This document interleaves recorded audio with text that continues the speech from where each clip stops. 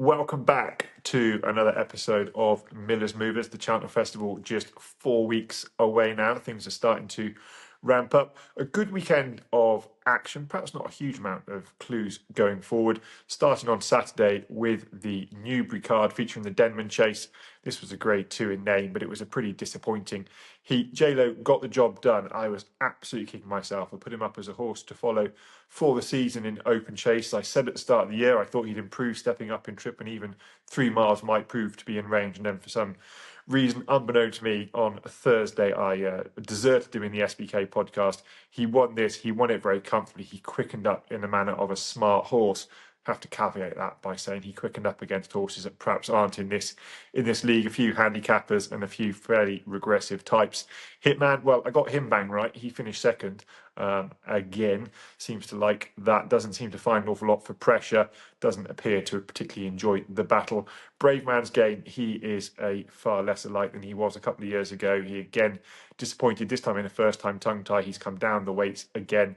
Whether they'll still persist with this notion that the Grand National is a race they'd like to go for, I'm not sure. But quite how he'd get the trip there, I really can't understand. The game spirit, of course, this was the big disappointment of the weekend with the news on Friday that Sergino would miss the race with a cut, which was at the time thought to be just ill-timed. Just meant he was a little bit sore and would miss that race. And then Nicky Hendon's big concern at that point was where he would go from there. He could have gone on to a couple of 2-mile chases. And since that was announced, the passing of time has shown that this is a far more serious injury. An infection has got in towards the ligaments. He's now in a veterinary hospital having care there. And quite frankly, at this moment in time, we've got to hope that we get to see him back on track. It's not an ideal scenario by any stretch of the imagination. I put a short video up on my X account this morning, so if you want a bit more information about infection and the hind leg structures and what Nicky Henson and his vets will be battling against, you can take a look there.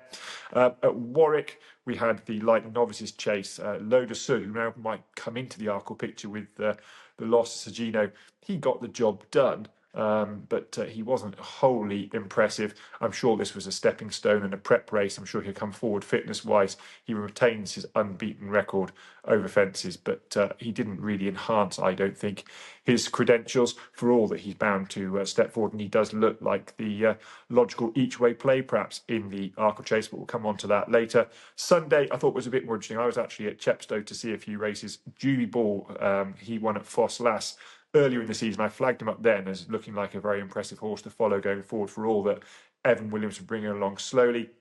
He ran at Chepstow in an ordinary novice hurdle under a penalty, but again, he was very impressive. He beat Ben Solo from Ben Pauling's yard. I think he's quite a useful sort of yardstick, and Judy Ball was well on top. He's a giant horse. He should be better over fences. He's definitely going to need soft ground, but I would encourage you to keep him in your mind going forward, particularly into next season. Exeter, Regent Stroll, in a fairly ordinary race, was again beaten. This time going forward, making the running, he didn't look quite so keen, but he had no answer to Fingal Bay from Ollie Murphy's yard under a good ride from Sean Bowen. But Regent Stroll, £660,000 purchase. He's not looking like value for money at the moment, so he's been taken out of the Cheltenham Novices. They have to build him up slowly, and I guess they're going to have to hope he's better for a fence next season. I thought the most interesting racing this weekend came from Navan in Ireland. The Boyne Hurdle, won by Maxim, beating the Devil's Coachman. They're both rated 149. I don't think they'll have an impact on the Stayers Hurdle going forwards, but I thought it was interesting that back in third was Farron Glory from Gordon Elliott's yard. He was giving both of those two £9. He was beaten 12 lengths and 8 lengths. It was a decent run, stayed on strongly in the closing stages.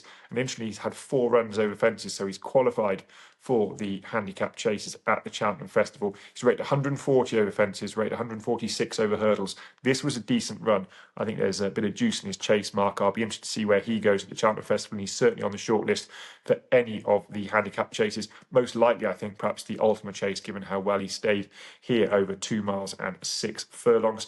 And then the Grade 2 3-mile Novices Chase was won by Better Days Ahead, but only by a neck clinging on, I felt, from Stellar Story stablemate, who I don't think got the full drive from Danny Gilligan. I thought it looked like they were trying to get a handicap mark for Stellar Story here. It didn't look to me like they particularly wanted to be winning this. He stays, though, on a mark of 148. I thought in the initial watching this race, without being aware of his mark, he looked like the sort of horse for the National Hunt Chase. over that extended 3-mile, 4-furlong trip. But that's a handicap now, limited to 145, so he's not going to get in there unless by some weird quirk the UK handicapper rates him lower than the Irish handicapper. But I think that's a 1,000,000 to 1 to be the case. So he looks like he'll have to go towards the Browns Chase now. He's only had 3 chase starts, unless Gordon Elliott got another run into him between now and the festival. He's going to not be able to run in the Ultima and the Kim Muir, etc. So he might go to the Browns. But I thought he was certainly a horse that looked better than better days ahead. I'd certainly have him above him in the Gordon Elliott Novice Chase rankings. So that leads us into taking a look at the novice races for the Cheltenham Festival, both the hurdles and the chases. We had today the final scratching stage. Few horses coming out that might perhaps have impacted on the market. We'll start with the Supreme market, currently headed up by Kopek de Boards. The new line is in there, but I think connections are leading like going towards the Turners. Romeo Coolio, he was runner-up in the bumper last year. Salvatore Mundi, who for a while had favouritism for this race. And then you're into some fairly large-priced outsiders. Kopek de Boards is clearly the standout here. He was quite brilliant at the Dublin Racing Festival last time, pulled far too hard, got hampered on the bend by a loose horse and had to be snatched up. I don't think enough was made of that as to how much that would have taken out of a horse ordinarily, because he was just climbing in the hill, snatched back up, losing some momentum, and he picked back up into his stride and went away again. I think this was a tremendous performance. The concern, if you're backing Kopek de Boards ante-post, is that by all accounts he was pretty sharp to try and get a saddle on in the saddling boxes and was pretty lit up in the pre-parade and the paddock. That's going to have to be managed by Willie Mullins, David Casey, Ruby Walsh and the team, trying to keep a lid on him to get him down to the start.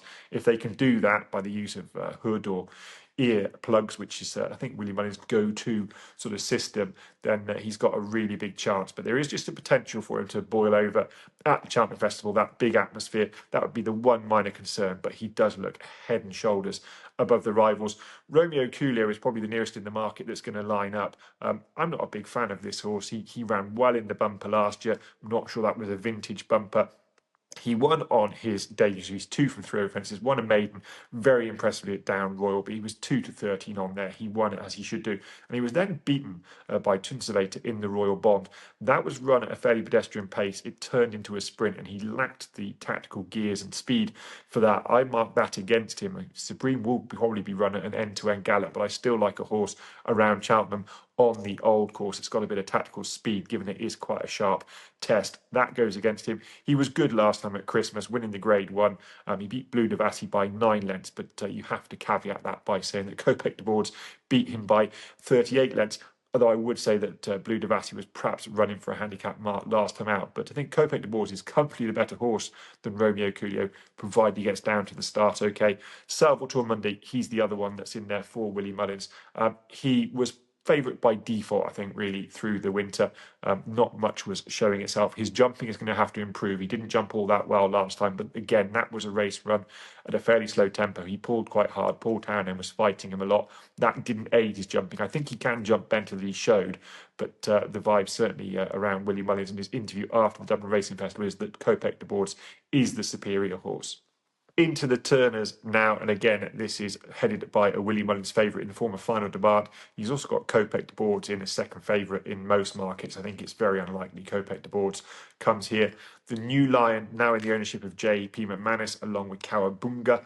The Yellow Clay for Gordon Elliott. I'm hoping he'll go up in trip to the Albert Bartlett. Then you're into Romeo Coolio, also with Gordon Elliott, but for all money is going to go towards Supreme. And then Potter's Charm, who was beaten last time out, lost his unbeaten record over hurdles. He's been quite heavily raced this season, and I think they're going to have a big job to freshen him up come March. Final Demand was impressive on his hurdling debut at Limerick. He beat the Gordon Elliott trained Timmy Tuesday. He's 122 rated, beat him by 15 lengths in a common canter. He barely came off the bridle. He then went to the Nathaniel Lacey and was, again, very impressive. Strong, powerful jumping display, strong travelling display. He didn't really quick and clear as such up the Leopardstown Hill, but he just looked like a relentless galloper. I said at the time that he gave me shades of Denman, a big, strong, powerful horse that probably is a chaser in the making. That was over 2 miles, 6 furlongs on soft ground. You would perhaps say the concern here is he's dropping a furlong in trip, and if he got on a livelier ground, he might just lack a gear of speed. He looks like a heavy topped horse, probably not going to want lively ground. what to make of him. He's a short price favourite, but he's the sort of favourite that I would like to take on. I probably won't play before the day. I'll wait and see what the ground is like. But if there was any reason at all to think the ground was riding on the lively side and that times were quick on the Tuesday coming into the Wednesday, it's certainly an angle I'd look at. The new Lion, he's difficult to assess because he looked visually very impressive in the Challow hurdle, and he's been impressive in 2 of his 3 wins. He's unbeaten over hurdles. He beat Blianio at Chepstow on his debut. That horse has since come out and won twice. Looks like quite a progressive type himself.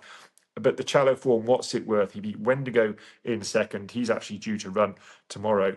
Be interesting to see how he gets on in a fairly ordinary novice hurdle. He should win that. If he doesn't, that would be another dent in the Challow form. Bill Joyce, he was back in third. He's been beaten again at Cheltenham since. And the ground was lively enough at the Challow hurdle meeting. It's normally soft ground. It wasn't. It was pretty decent ground. I think that can take the edge off Bill Joyce. He was beaten by 6 Mile Bridge at Cheltenham since. Not sure quite that he gave his running at Newbury. And then, of course, back and forth, you had Regent Stroll, who we've already mentioned. He's been beaten again since at Exeter. He pulled far too hard. He's perhaps not quite as good as he's been hyped up to be. So you can certainly punch holes in the basic form of the new Lion, but you had to be impressed by visually how he went through that race in the Challow hurdle, cantered round, pulled out wide by Harry Skelton, and quick and clear in very impressive fashion. And as I've mentioned before, I think often with horses that are purchased by JP Max, you do have to concede that they're doing a lot of legwork for you. They've got a good team around them. They don't make many mistakes when it comes to purchasing horses that are in training already.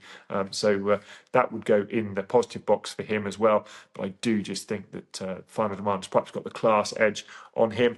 I'd probably be leaning at this point to playing Cowabunga each way. I think he was impressive when running behind Kopek boards at Leopardstown. For all that Kopek's boards didn't jump that well, but he got his maiden tag shed on his second start. That came in an SBK sponsored maiden down at Fairyhouse over 2 miles. He beat William Money, who I think is a decent novice hurdler himself, and beat him quite comfortably, drawing away in the closing stages. Step Up in Trip should suit him. He's a fine looking horse. He would perhaps be the way I'd be leaning at the moment. And I don't think we should dismiss 6 Mile Bridge. He beat Bill Joyce by further at Cheltenham than the new Lion had beaten that same horse at Newbury. For all that maybe Bill Joyce wasn't at his best at Cheltenham, he's a slowly progressing horse, 6 Mile Bridge. He was beaten on his hurdling debut at Stratford, but that was run at a crawl around a sharp track. He didn't have the gears to quicken up in the closing stages. Still ran, I felt, quite well, and he's progressed with every run since then. Heavy ground at Leicester over 2 miles. That brought his stamina into play, and it was the end softish ground at Cheltenham last time. Course and distance win, which I don't think should be underestimated. Fergal O'Brien is, of course, without a festival winner. He's been knocking on the door. Keelan Woods gets on really well with 6 Mile Bridge. He's clearly starting to figure him out. And I think at a decent price, he'd certainly be of interest. But I think the Turners is a race that I will look far more at on the day, see if I can get Final Demand beaten on slightly more lively ground. The Albert Bartlett is perhaps considered the lesser of the 3 novice hurdles in terms of class, and I think that's borne out when you look at Willie Mullins' entries here. He does have Final Demand in the market for this, but he was pretty adamant after the Dublin Racing Festival win that he hadn't even entertained sending this horse up to 3 miles, and I think his disregard for this race is shown by the numbers. He's got 13 of the 37 remaining entrants in the Supreme Novice Hurdle. He's got 20 of the 52 in the Turners. He's got just 9 of the 44 entrants here. It's clearly not a race that he's keen to throw a lot of darts at. The market's headed by the yellow clay with SBK. I'm hoping that he's going to come here. Gordon Elliott appeared to say that the Turners was his premier choice, but given that race has now added a bit of heat to it with the likes of Final Demand, the new Lion looking pretty impressive, I'm hoping that he might be persuaded to send this horse up in trip. To me, he looks that he's all about galloping and jumping, and he's got plenty of experience for a horse coming into this race. That's often a good angle.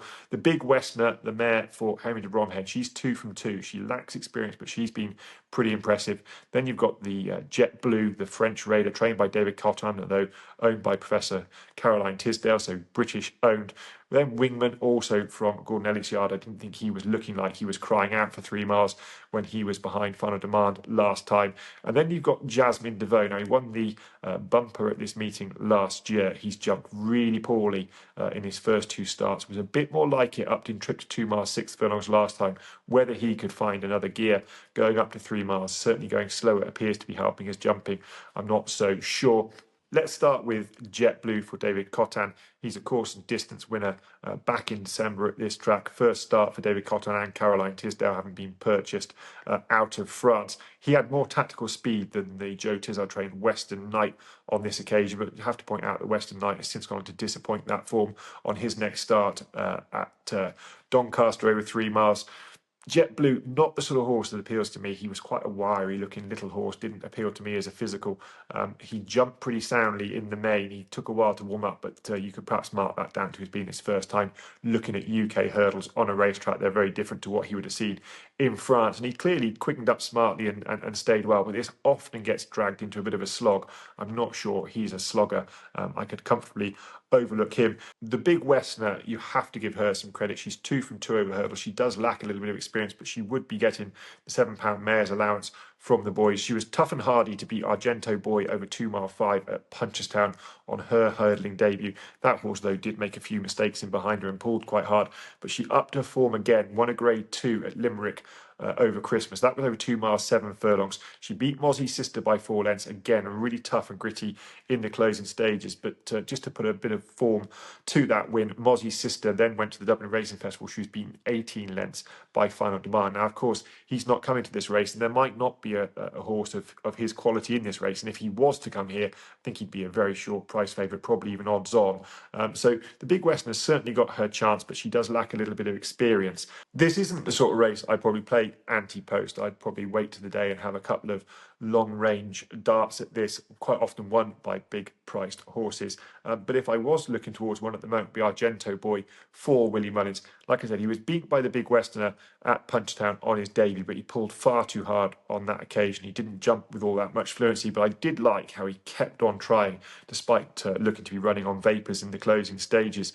His next run at Leopardstown was too bad to be true. He was pulled up when sent off a short price favourite. You can put a line through that. And I liked what he did at Punchestown last time over 2 miles 7 furlongs. His jumping improved as he went. He started to really get into a nice rhythm, and he was very, very powerful at the closing stages. It looked like he was going to win going towards the last, but actually at the line he'd drawn a long way clear of the remainder.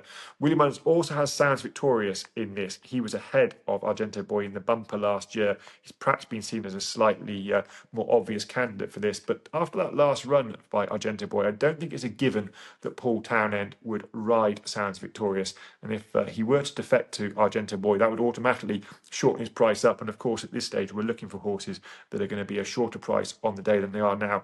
I don't think Argento Boy is a defined back number in this. He's a strong stayer. He seems to be improving his jumping with racing, and that's the sort of horse that I could happily take a swing at a decent price. On to the Triumph Hurdle now, the hurdle for the 4-year-olds over 2 mile 1 furlong on the new course. Market headed up by Lulamba. East India Dock not that far behind him in the market now. There was quite a big disparity at one point. Then Hello Neighbour, he won at the Dublin Racing Festival in the Spring Juvenile, and Palladium, the Entire, bought for a lot of money out of the flat in Germany, trained by Nicky Henson. He made a winning debut at Ludlow. This really comes down to whether you want to go with the potential and the visual or the proven form. Lulamba has the potential and was visually very impressive when making a winning debut at Kempton. He's a fine-looking horse. He jumped very well. He conceded £10 to a decent horse off the flat of Gary Moore's, who admittedly didn't perhaps give his running Mondo Man pull too hard, but it was still an impressive performance at Kempton. They said afterwards they hadn't done an awful lot of work with him and they expect him to improve greatly for that run. But then you've got to caveat that against East India Dock, trained by James Owen, had really good flat form. He's 3 from 3 over hurdles. He was pretty scrappy in getting the job done at Wincanton, but he did. He then has improved on his next few starts at Cheltenham, and crucially his jumping has really improved. He was very impressive last time out. Looked very straightforward, relaxed, jumped, stayed powerfully up the hill. And this is 2 mile 1. It's often a race that throws up stayers. East India Dock has already run to a level that would see him go close on pretty much every edition of the last 10 runnings. Lamber's going to have to improve, but he does look like he's got plenty of improvement in him.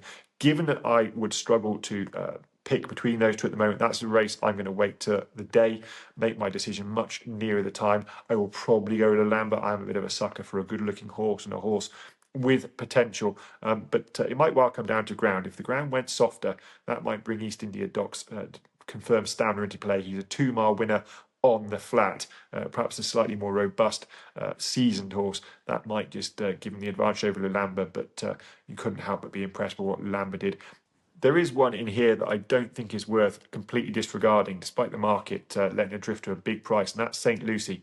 Trained by Willie Mullins, owned by Rich Ritchie, she was sent off a short price favourite for the Spring Juvenile at the Dublin Racing Festival. She pulled far too hard throughout the race, really, never dropped the bridle. That compromised her jumping, and she weakened away quite tamely in the closing stages. But this clearly wasn't her running. She's far better than that. She was visually very impressive on her debut. I'm always prepared to forgive a horse one bad run, particularly fillies from Willie Mullins' yard. He's got history with getting buzzy fillies to settle down come the Cheltenham Festival. She's drifted to a double figure price now. I think time might prove that she's the best horse in that Spring Juvenile. It was won by Hello Neighbour, but he's not wholly impressed me. He doesn't seem to have a huge amount of zip. He is unbeaten over hurdles. He seems to do the bare minimum, and maybe that would be enough. Maybe he'd keep on finding, but I think the likes of Lulamba and East India Dot would perhaps prove too strong for him up the hill, have a bit more zip. But St. Lucy at a double figure price, if you're looking to play one at this stage, she might be well worth looking at. On to the Novice Chases now, and starting with the Arkle, which was looking like being one of the races of the week, but with the Sugino's non-participation, it does now look rather much a penalty kick for Majborough, not a race to get particularly excited about. I'll just give you a few of the horses that have been scratched at today's final scratching stage. Sugino, obviously, we know he came out. Il Atlantique, who was very disappointing at the Dublin Racing Festival, he's come out. Impere Pass, Willie Mullins already told us, would likely go straight to Aintree. He's come out, as has In the Pocket, who had been quietly fancied by a few. Mr. Giff, he was the really notable one. He was the angle I was going to look to play each way. He's not in. I suspect he's injured, that he's not taken up his engagement here. And the Jukebox Man, who was most likely to go towards the Browns, he did have an entry in this, and we know that he's going to be missing for the season. Majborough was really impressive at Fairyhouse on his debut. He scored a jumping index of 9 with race IQ data. That's pretty high for a novice. Very few attain that mark on their first over fences. You would have to point out that Tully Hill and Asian Master, who finished in behind him, were both beaten next time out, but he dismissed them very easily indeed. He's a big, gross horse. I'm sure he was going to improve for fitness from that first run. He then went to the Dublin Racing Festival. He was less fluent, less impressive with his jumping, but he did show a different side to him. He was able to get his feet organised when he was in a little bit tight, get himself sorted, never looked in danger of coming down on the floor. He will just have to put all that together around Cheltenham on that undulating track, the downhill fences, but he's got a massive engine. He was well on top in the closing stages at the Dublin Racing Festival, and it looks like it's very hard to oppose him from a win point of view in this race, for all that I don't really want to be betting odds on this far out, particularly given we've seen how fragile these horses are with Sugino news this week. The horses in against him, it's very hard to find an angle, I think. I've seen a few people mention that Django Bay might drop back for Nicky Henderson to this trip, but he was beaten in the Scilliars last weekend. I thought he looked like a horse that wanted to go up in trip. He lacked the tactical speed to reel in handstands around Sandon over 2 mile 4, so I don't really see that 2 miles around Cheltenham on the old course is going to suit him. Only by Night, she's a mare for Gavin Cromwell. She won at Exeter at the weekend. She got the job done well, but she didn't look wholly impressive, and she's certainly a horse that would need heavy ground to feature in an Arkle over 2 miles. Lotus Hood, he's probably the obvious ante-post horse now each way, but I've not been massively impressed with him. I didn't think he did all that much at Sandown when winning the Henry VIII Novices Chase, and like I said earlier, he didn't really impress me at Warwick. I think it might be just 2 places on the day. This could be a single figure field. 8 runners or less gives you 2 places on the day. I came very close to suggesting Touch Me Not as an each way selection here, but I think this is probably a race that I'll not have a play in at all.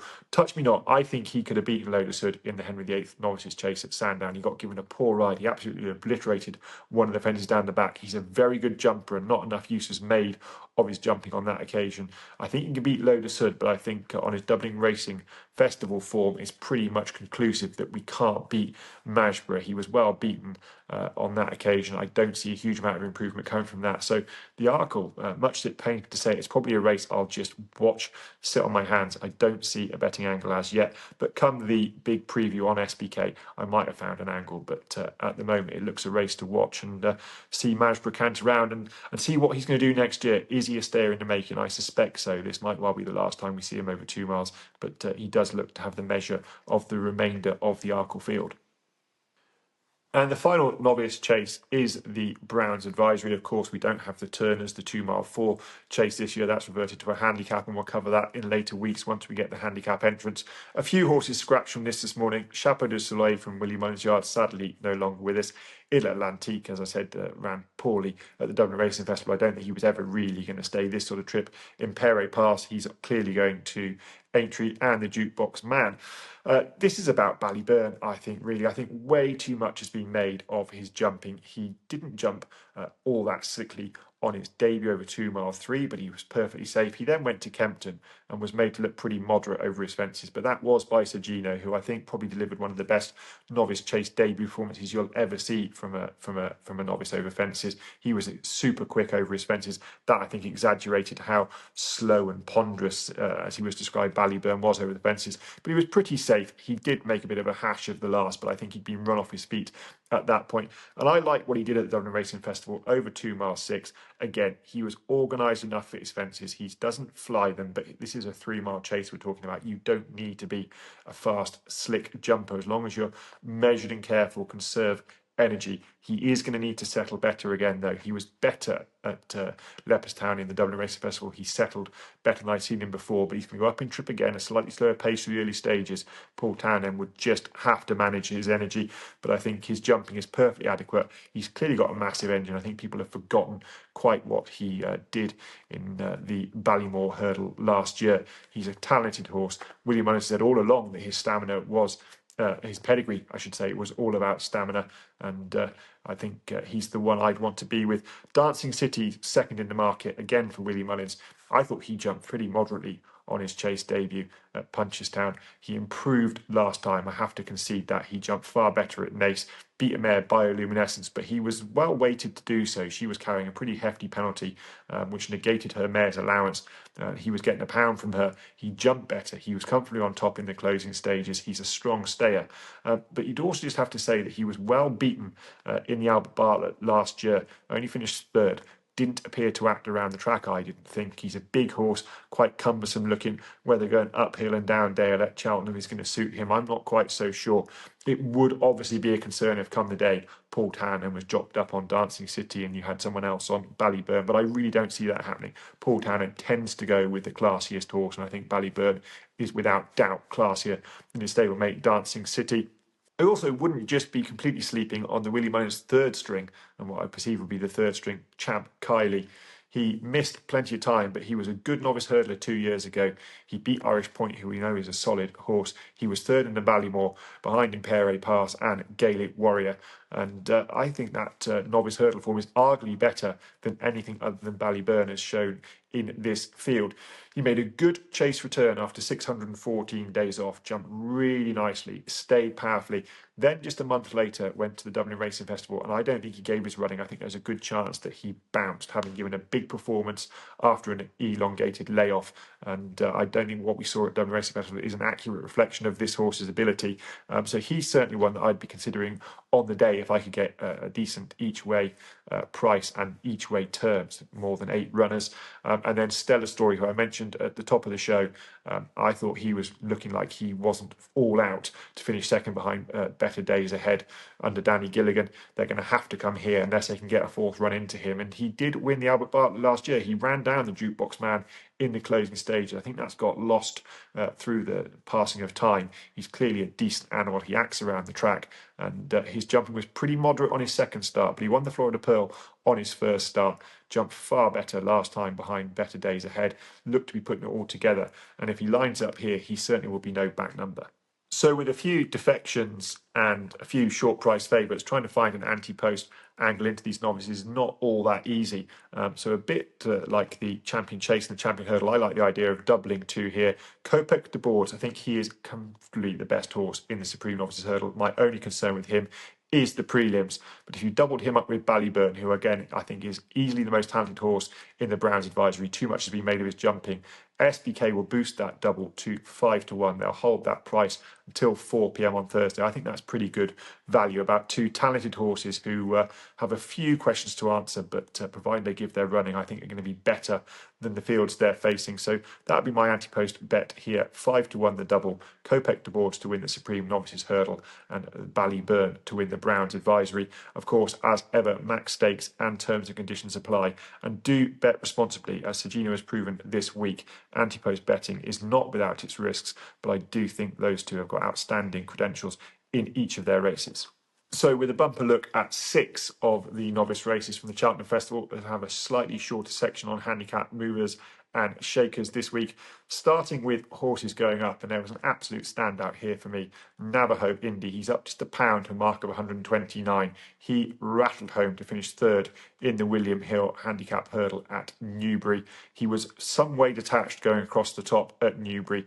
Given a patient ride by Gavin Sheehan, I do think that while this horse needs to be given a patient ride, Gavin could perhaps have made more use of him down the back, used a bit of petrol just to keep him in touch. He got detached at the back of the field, looked like he might well have been pulled up at one stage, but he absolutely flew home around Newbury and snatched third. This is definitely a horse that's going to be better stepping up in trip. Whether they'll look at the Coral Cup, I'm sure they'll give him an entry, or the Martin Pipe around Cheltenham, I think is well worth considering. But even if he didn't perform there, this is a horse that definitely goes well on a flat left-handed track like Newbury. He's got good back form at Newbury, so I wouldn't be keen to dismiss him, even if he doesn't show up in the spring festivals. It might be that you need to be patient with this one and wait till next season, stepping up in trip. I think this horse still got plenty more to give and is definitely better than a mark of 129. From the same race, but going down in the handicap, is Beat the Bat from Harry Fry's yard. He just lacked the tactical speed through the William Hill hurdle. He was one of the first I took off my list, actually, over 2 miles. He's got his best form over 2 mile 3 and a little bit further on soft ground, but the handicap has dropped him down £2 to a mark of 133. He finished 5th in the William Hill hurdle, got outpaced at a crucial time, also then lacked a little bit of racing room because he couldn't take the gaps that Brian Carver had tried to find, but he stuck to his task really pleasingly in the closing stages. He's clearly a tough little horse, tries his best on every occasion, and he's got some very good back form going back last season against Desor Enos at Cheltenham. Again, if he were to turn up in one of the 2 mile 4 handicaps, the Martin Pipe or the Coral Cup at the Cheltenham Festival, he'd certainly have to be on your shortlist, particularly if there's a bit of cut in the ground. I do think he's better with a bit of give underfoot. And 2 non-movers this week. The first is Tiger's Moon. He stays on a mark of 85 for Tom Ellis. He had his first start in handicap company last week at Market Race, and that was over 2 miles. He was a little bit keen through the early stages, had to settle, but once he did, he flew home into third, looking like a horse that will stay far further. Of course, Tom Ellis will be racing him over this trip at the moment, trying to teach him to settle. They're going to go quicker over 2 miles. That will help him drop the bridle, but once he gets his hold of the idea, starts to relax his races, this is a horse that will stay further. He's a half-brother to Rafferty's Return. He's a decent horse over 2 mile 4 himself, and I think that Tiger's Moon will follow the same way. He's going to be a winner over 2 mile 4, but he is just going to have to settle. So keep an eye on him. Might be that he has one more run over 2 miles before stepping up in trip, but once he does, he's certainly a well-handicapped horse off a mark of 85. And then one more non-mover, and again a horse coming from the William Hill Handicap Hurdle, is Favour And Fortune for Alan King. I mentioned on the SBK betting podcast on Thursday that if this horse drifted a bit in the market and if the ground stayed on the good side, that he'd be a horse having a little each way go at. As it was, the ground got softer and his price got shorter, so I left him alone, but I thought he ran really well, finishing 4th. He stays on a mark of 140. He's definitely a horse that appreciates better ground. He won the Scottish Champion Hurdle last year at Ayr. He's a decent handicap hurdler. He's only £2 higher than when he won at Ayr last year. He appreciates better ground. Alan King's yard form is not all that good at the moment, so I think this is a run that could be upgraded, and he'll certainly feature on any shortlist for any handicap hurdle on decent ground over 2 miles in the spring. And then one final horse for Handicap Movers and Shakers this week, and that's a horse with a new entry, and it's Unleash the Beast for Fergal O'Brien. He's got an opening mark of 105. He ran really well at Southern on his final start in maiden company, over 2 miles. He didn't really jump either of the last 2 hurdles with any fluency, but he absolutely flashed home inside the final 110 yards. finished second, never nearer to a fairly comfortable winner.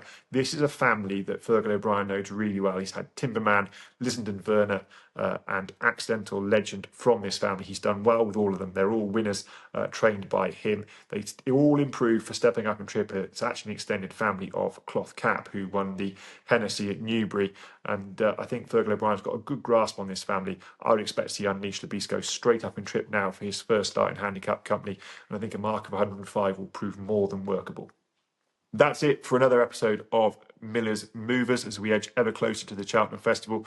I'll be back same time next week where we'll take a look at some handicap movers and shakers, review the weekend's racing that's been, and also take a good look at the Stayers Hurdle for the Cheltenham Festival and the Mares contests.